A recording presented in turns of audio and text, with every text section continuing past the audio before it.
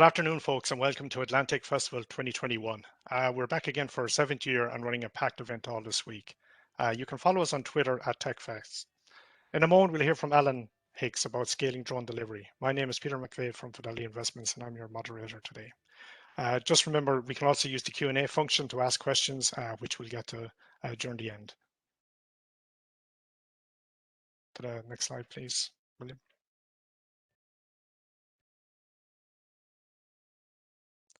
We'd also like to thank all our sponsors to make sure that we continually have a free event again this year. Alan is an experienced technology leader who specializes in distributed systems and internet technologies. Alan began his career co-founding a technology startup which created online systems for the education markets. In 2007, he joined Car Trawler, where he helped him scale to be the world's largest online car rental distribution technology platform before joining Mana in 2019. As CTO, Alan leads Mana's technology function and team, setting their direction and future vision for the platform. As often used quote, all great literature is one of two stories. A man goes on a journey or a stranger comes to town. Alan is our new stranger today, and with that, I will hand over to Alan.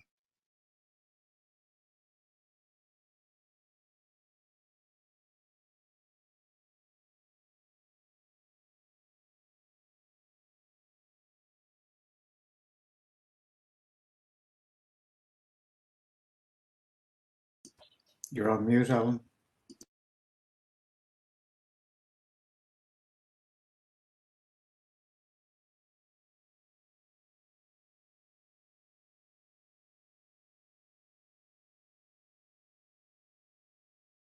Finally. Thanks, William.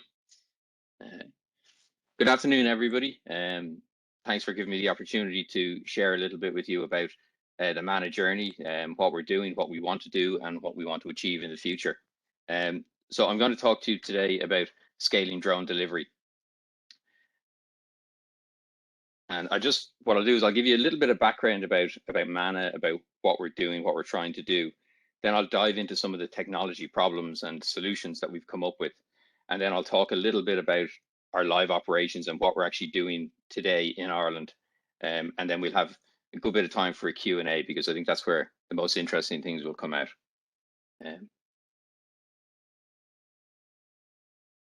So just about Mana. So we have been in business for about 2.5 years now. We are a business-to-business platform, and we provide drone as a service. So we don't see ourselves as consumer facing. We see ourselves as powering delivery for other businesses, be that food, other online retailers, local shops, medical supplies. So really, we're building a drone as a service platform that can deliver anything. Our parameters for that delivery at this moment in time are to deliver within 2 kilometers of the takeoff location, to get the product there within 3 minutes, and to carry weights of up to 2 kilograms.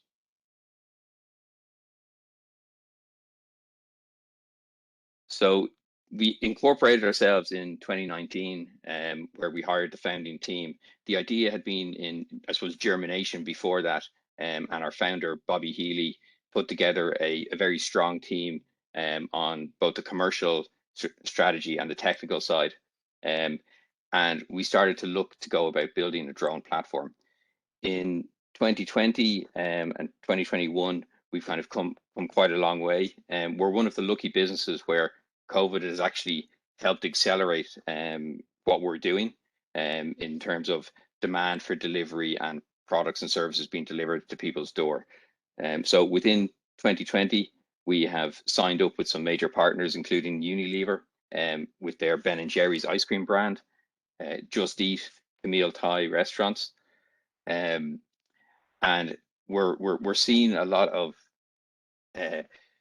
movement in terms of, you know, customers wanting things like that, and that has led us into a partnership with Tesco's, where we're currently today flying in more and more off the roof of Tesco's, delivering groceries, last minute emergency items, as people might call it, if they forget garlic for their dinner, or salt or pepper or things like that.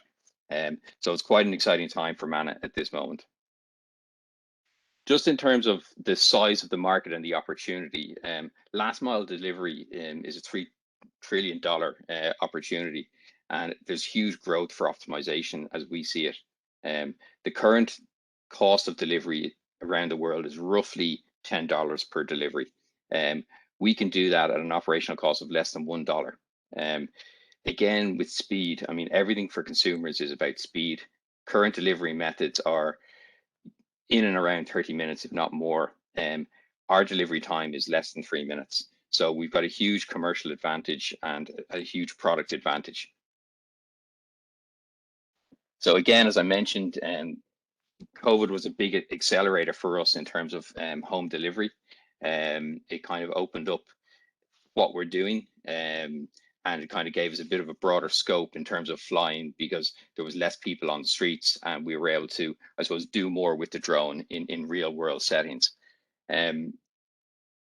We had a plan before COVID, as everybody did, to our first operation was going to be in UCD, in Dublin, and we were going to fly a very small operation from one side of the campus to the other, and we had that all set up, and then COVID hit, and we had to can that because there was no customers, because UCD was closed. And we then, a few weeks later, got a call from the HSE to see if we could do something in an actual town in Ireland to deliver medical supplies. And I'll talk a bit more about that later on, but that really helped kickstart our journey and probably put us ahead by about 6 months, which was a very exciting time for us. So just in terms of a comparison to current last mile delivery, so this is traditional road-based delivery. Obviously, road-based delivery has a much higher cost. It can be slow and uncertain. It's not an incredibly good customer experience. It's not very environmentally friendly. Obviously, cars on the road, congestion, noise, traffic, all of that. It's a very difficult thing to support in terms of labor and the gig economy, to get delivery drivers. It's also, as I mentioned there, erratic quality. Food can arrive cold, damaged, unsafe. Also, from an actual human perspective, delivery drivers are 6 times more likely to be in road accidents. So, you know, all of those combined make last mile delivery very, very sustainable. And we're in good company when we are following that logic. The likes of a Google company, Wing, have been pioneering drone delivery along with Amazon for the last 9-8 years. They've been working in this space, and while some people might see them as competitors to us, we actually see them as friends of ours. The sky is a big place, and though both of those companies are really doing great things, and we're very excited, I suppose, to be spoken of in the same vein as those two companies. What I've got here is a quick video just to show you a delivery taking place before I move on.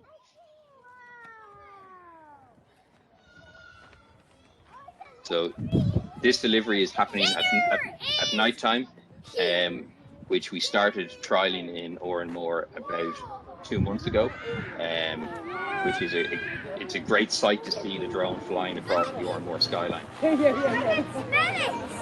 I can smell it! I can smell it!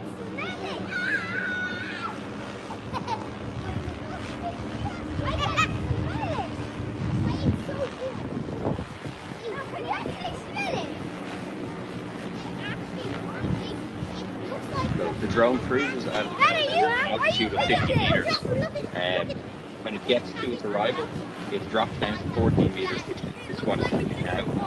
And hopefully we'll get a good shot of the doors opening and the package slowly falling out.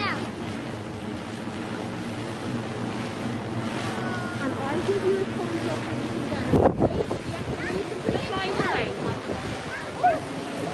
That's great! Drive! That's slow!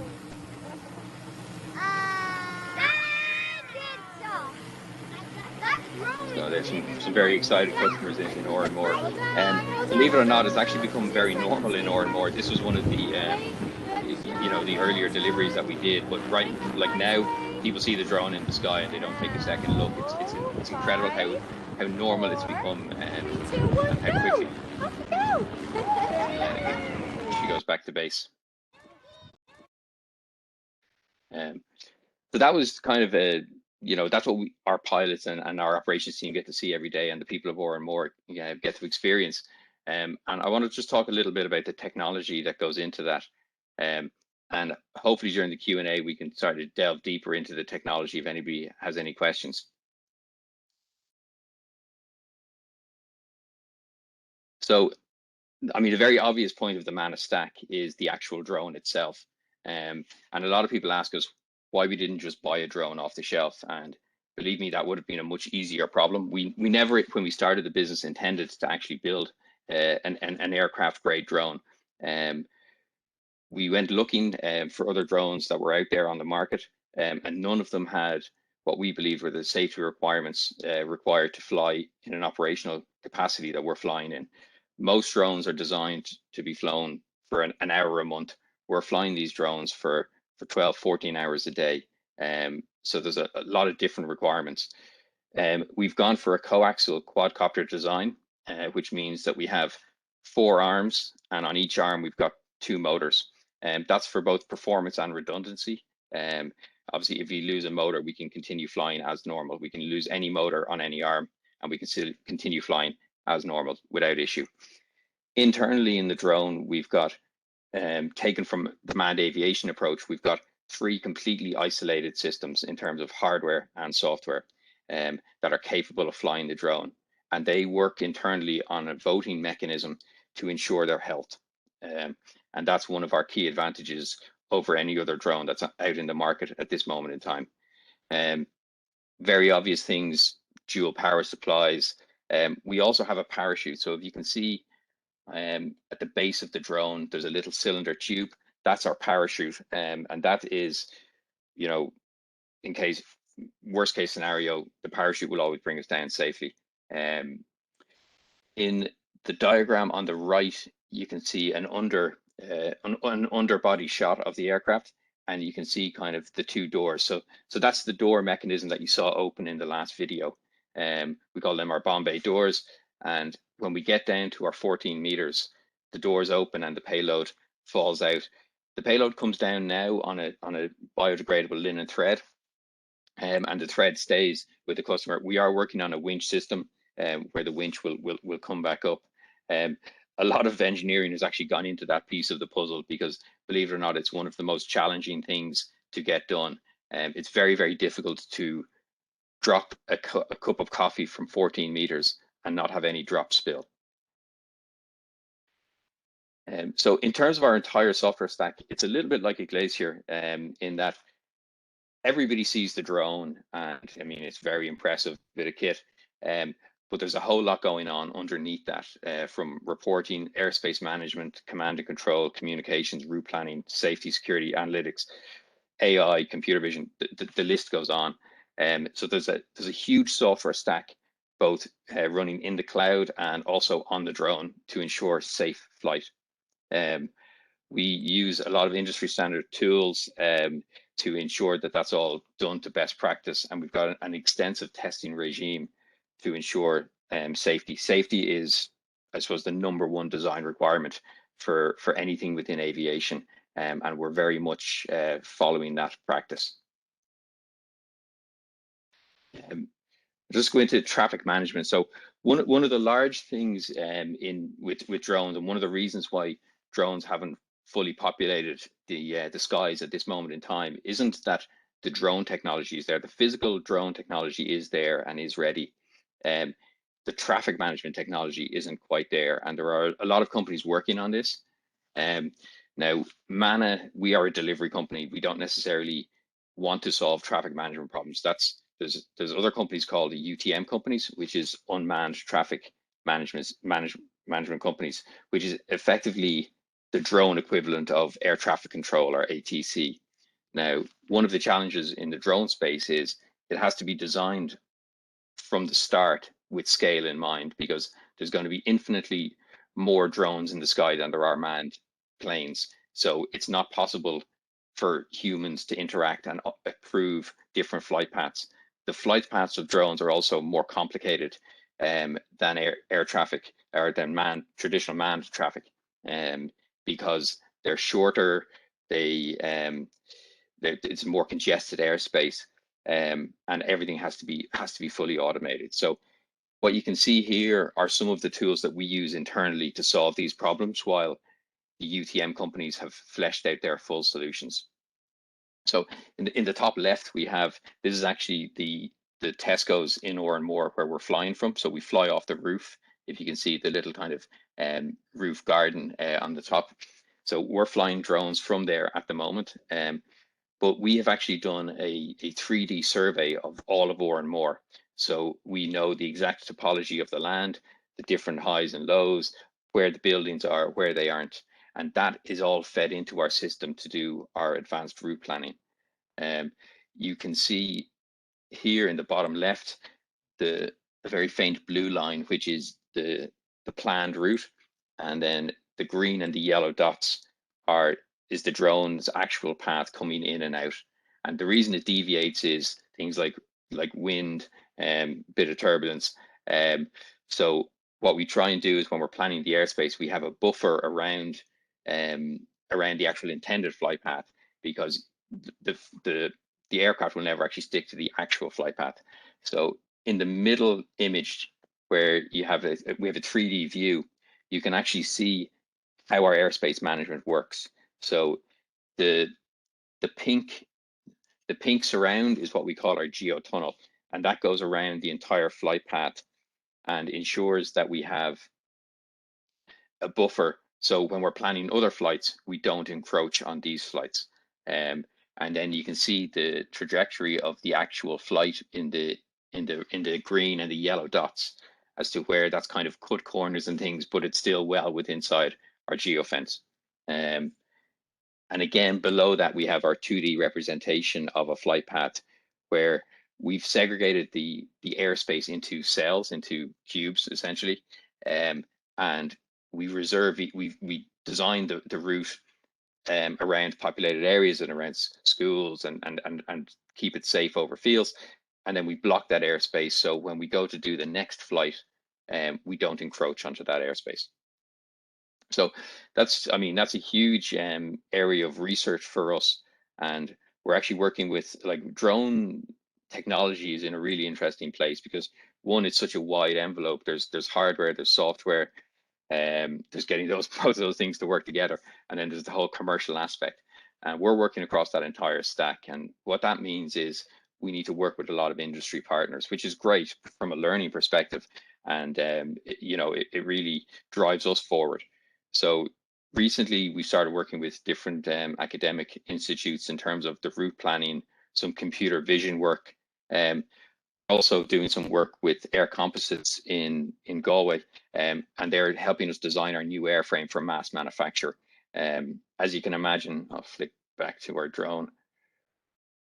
Our drone, like, there's a lot of components that goes into the drone, and ultimately, for us to scale this business, we need to have many thousands of these drones in operation, and to do that, we have to have an effective manufacturing pipeline. So Air Composites and NUI Galway are helping us as part of a DTIF project to design a scalable airframe that fits all of our requirements, but that is very durable and can scale with the business and be manufactured very quickly. So just to talk about some of our current live operations. So we started, as I mentioned at the beginning, COVID kind of stopped our initial operation plan in UCD in Dublin, which in comparison to what we're doing now seems very small. But that got us into Moneygall. So if anybody is nearly driven anywhere in the to the west, they've been through Barack Obama Plaza. So that's where we were based. And Moneygall is a great town for us to start with because it's reasonably flat. We could base our operation outside, and there was a lot of green space that we could use to, again, reduce the risk. So everything with aviation is about risk management and safety. And there's an analogy: crawl, walk, run. And we're very much in the crawl phase, and we're double checking, triple checking everything. Each orange line here, or each orange dot, is an actual flight route that we've taken and a delivery that we made.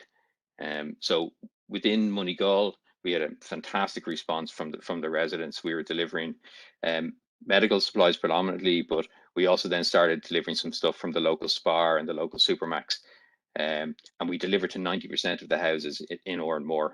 We were there for a 4 to 5 month period.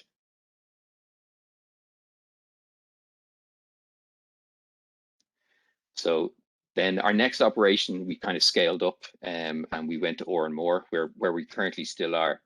And again, you can see the vast increase in routes that we're taking with each of these orange lines. Again, you've got the picture there on the right in terms of our actual takeoff and landing zone. So if anybody is familiar with Oranmore, they'd know that building.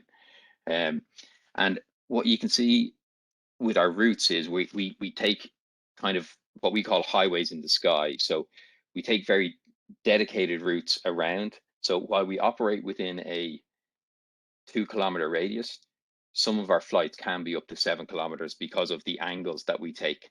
And again, that's all part of our crawl, walk, run. So, you know, what we need to do is we need to build confidence at every step of the journey. Because again, with aviation, you just don't take any chances. But it's always a nice map that we like to look at to see, I suppose, where we've come and where we're going. And this is just a zoomed in version. So every one of those dots is an actual delivery, real delivery to a house, where somebody has ordered Tesco's or a burrito or a coffee. We've got about 12 local shops running in our Oranmore site at the moment. And then we've also got some major brands like Ben and Jerry's ice cream. So again, yeah, here are some of our brands. So Thomas & Co. and Brasco are 2 local coffee shops. Supermax, we all know. Camille Thai is a very close partner with us, and they actually put a food van in to the local site to deliver Thai food. So we deliver Thai food.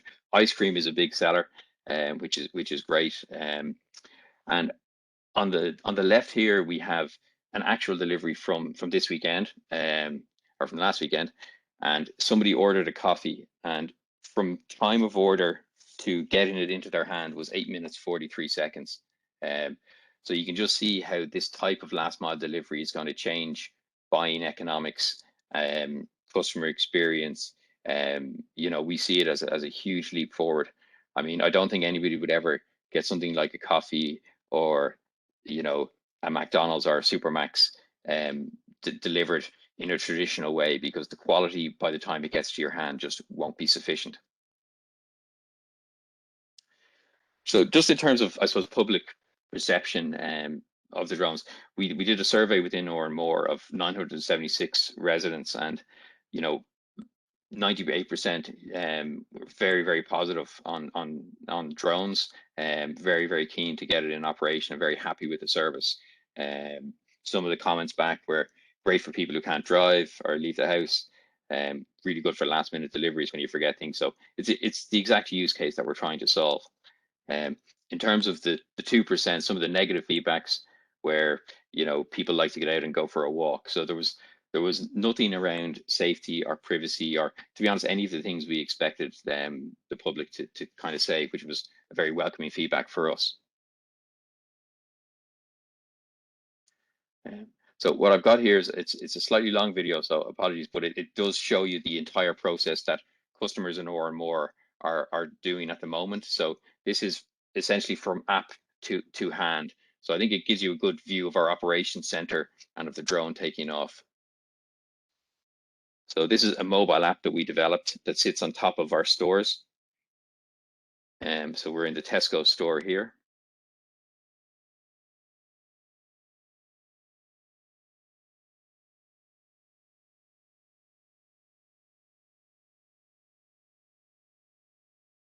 So what we have is we have nearly the full range of Tesco products. Obviously within the drone, there's a limit on what we can carry. So we're very upfront with the user in the user interface, where we say to the user, what you've selected is too big, or, for the drone. So they're very clear before they order.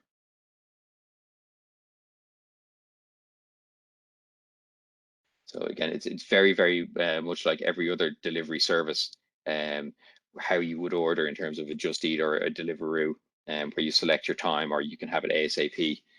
And we also give the notifications to the customer, as other platforms do, in terms of it's on the way, and you can track it as a customer with the map, so you can see the drone flying live to your house.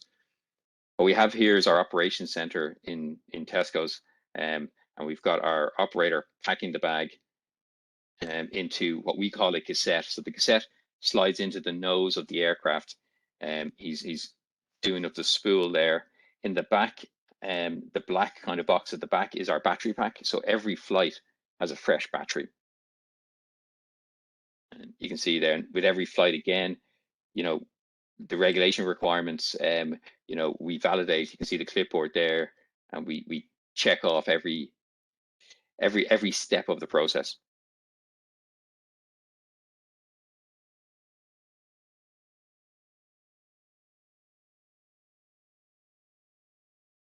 So the phone device there acts as a pure user interface for the drone, which we are actually in a later phase of the drone. We're phasing that out, but it's very handy when we're in the early stages to get live feedback for the operator on the ground.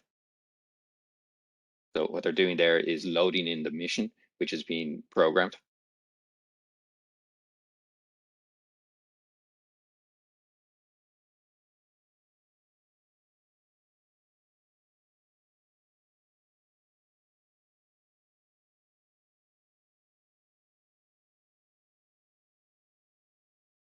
So this is the center roof of that building that I showed in a previous picture.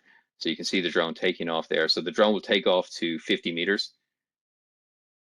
And then this is what the pilot actually sees. So due to regulation, we have a pilot, but they don't actually interfere with the aircraft as such. They're there purely as a safety mechanism.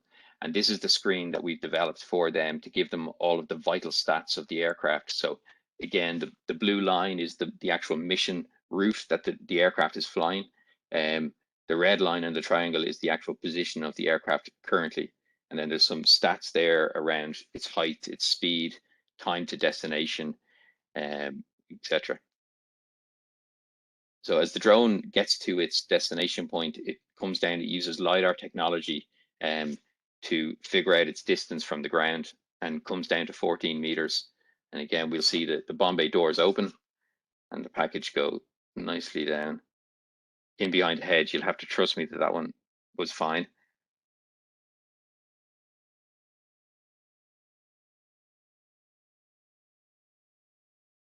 Okay, and then up she goes, and she goes home.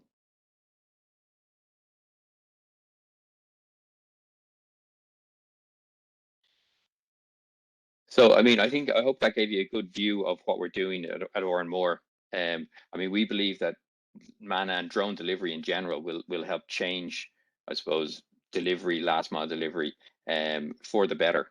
I mean, the cost will come down. There'll be much more reliability and guaranteed time of delivery, which I think as we move, and particularly again, COVID really advanced this, because even people that weren't ordering online previously are now ordering online, and everything is a delivery. So people are very conscious of deliveries. And particularly when it's something like hot food or medication or something that somebody needs urgently, that reliability and that high product quality is really essential. Obviously great for the environment. Everything, drones are fully electric, so much cleaner. It improves, I suppose, the experience for outlets and restaurants and providers in terms of hiring delivery drivers and managing delivery drivers. You know, we can get things to people in better quality and better condition, and ultimately it's a safer way to deliver, and it's going to remove congestion from our roads, which is, I think, what we all want. So what I'll do is I've finished there. I want to leave plenty of time for questions, just to ensure that we cover off what people are interested in, because it's such a wide area that we can go down different rabbit holes. So I'll wait and see what questions and where that takes us. Thank you very much. Okay, thanks, Alan. That's a great talk and sharing your thoughts with us. It's good to hear about the innovation in a very regulated market and how the business really kind of major benefits as we move into a digital society. I've been getting in a few questions here, so I'm kind of going to combine a few. So Great. I'll start off kind of just one as as the Internet of Things is moving, to edge computing. Has your team looked at tiny ML within each drone so that you could actually gather other information that potentially could be used? So I don't know, you're something in the environment whereby maybe what's going on in the weather, what's going on in traffic, what's going on across farmland that could actually be valuable somewhere else, not particularly to you.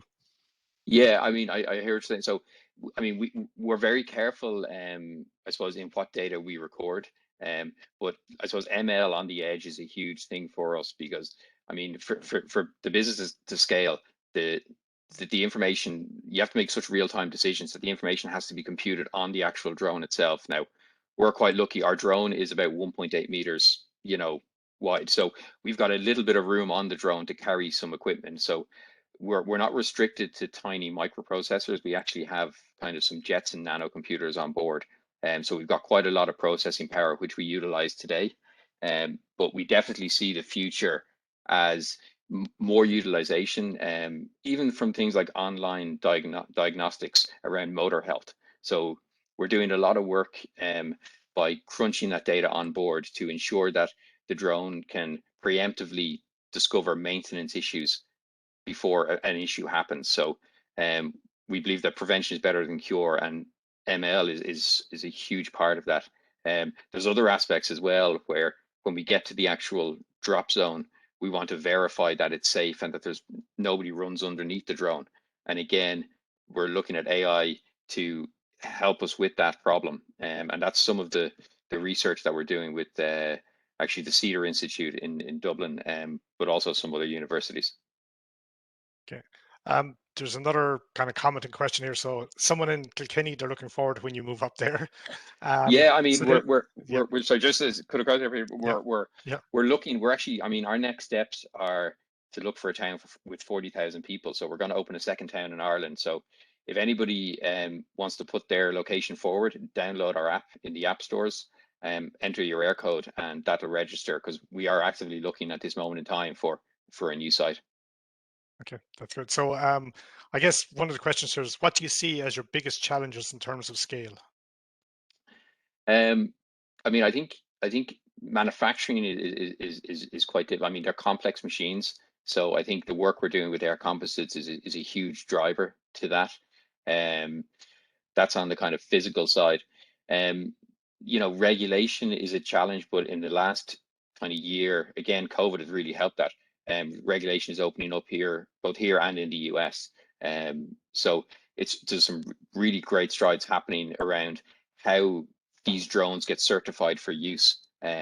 Like they're sort of similar to manned aviation and not similar to manned aviation in terms of risk levels. And there's groups like EASA in Europe who are working to kind of streamline all of that. So we're very lucky that we're based in Ireland, and we work very, very closely with the IAA, which is the Irish Aviation Authority, and they fully back what we're doing. And Europe and Ireland, we all work one in one. So once we solve it here, it's solved. We're solved for the rest of Europe as well. So things are moving forward there. Yeah, okay. I guess this is a kind of a topical one, and it is a concern. So one of the biggest concerns folks have is around privacy and security when it comes to drone technology. Can you give maybe details of how you're designing your platform to ensure you don't have cyber threat ransomware from external sources? That's very, very relevant with the HSC Yeah, one at the moment. So definitely. I mean, so we work on a kind of a closed loop system. So there's we know the entry points and exit points, which are very, very well protected. And there's full encryption across the entire stack. In terms of privacy, I mean that's our main concern. As I mentioned, and we were surprised it didn't come up in the survey with customers, but you know, and I think what you were saying in your last question was, I mean, obviously if we've got loads of drones flying, we could be picking up loads of information about weather or about fields or crops or anything. That's not our business. I mean, our business is delivery, so we're very conscious to not take data that we collect on board, off board. And that's, again, why we have reasonably powerful computers on board, because that's where we want to do the processing, because we don't want the data to leave the aircraft. There's a lot of comments coming in. People are using your service. There's one, can you deliver to a balcony? Yeah, I mean, yeah, we get that a lot. We can't deliver to a balcony yet, but we can deliver to the front of apartment blocks or things like that. But no, balcony, that's the dream, you know. Yeah. You know, we can envision ourselves hovering and dropping and swinging it in, but not quite yet. It would spill the coffee. Okay. Let's see, is there any? Right, can drones communicate peer to peer?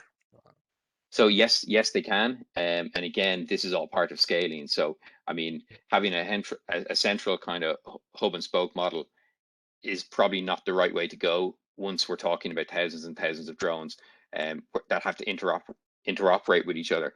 And that's where the UTM, the traffic management companies, come in, and that's a lot of the problems that they're trying to solve. So there's huge working groups going on in Europe, and you know, we're part of it. Wing are part of it.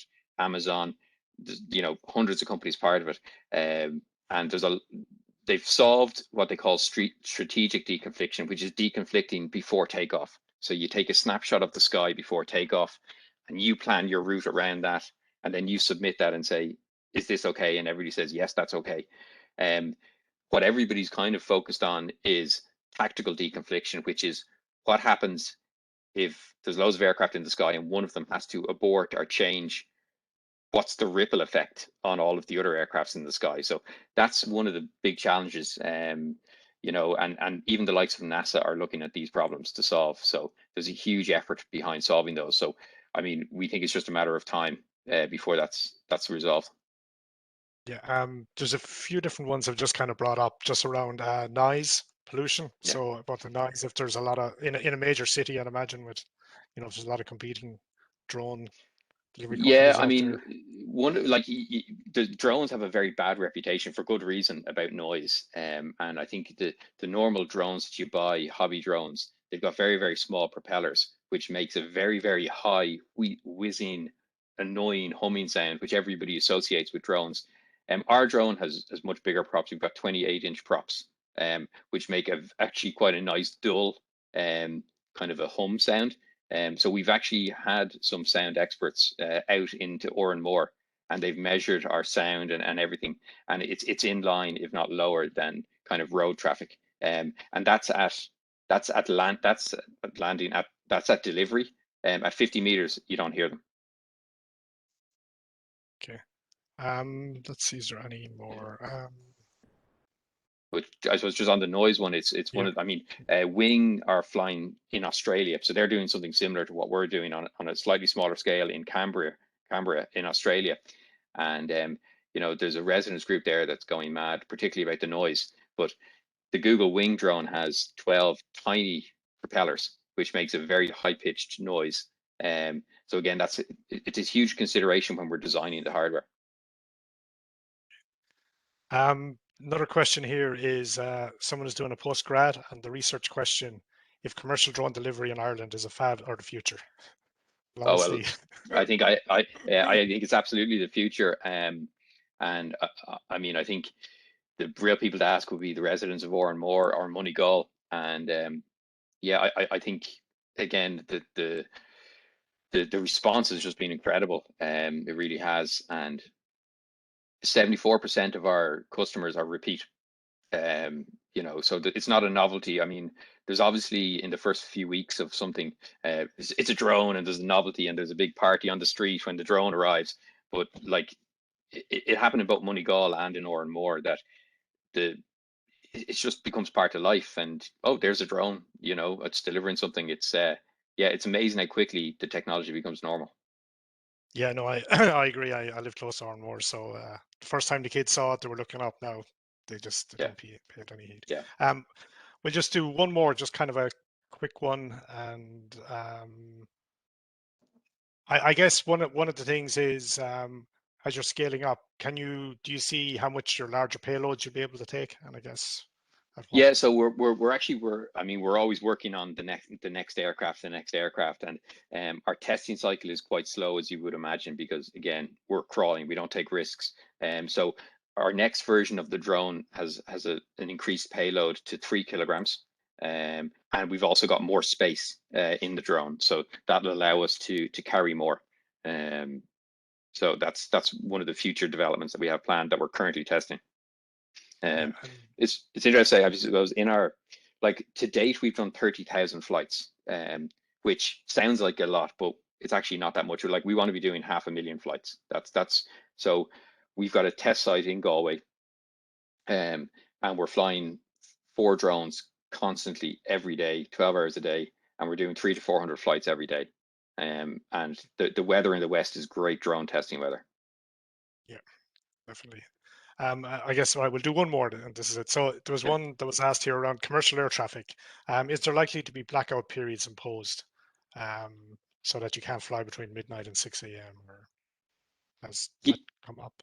Yeah, I mean, it's not something that's come up, but yeah, I would imagine that could happen. And I think it's all down to, the adoption in different areas. I mean, certainly at the moment we fly until 9 o'clock.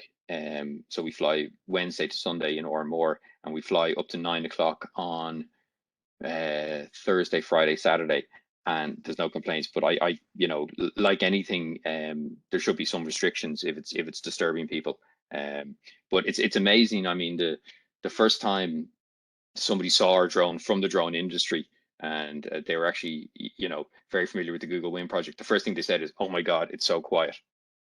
So it's hard to believe, and even videos of the drone don't translate the sound as well as it being there in real life. So um very valid concern. Yeah, I mean, I don't think we'd like UPS drivers knocking on our door at 12 at night, or our neighbor's door. So I think, yeah, it's common sense has to prevail.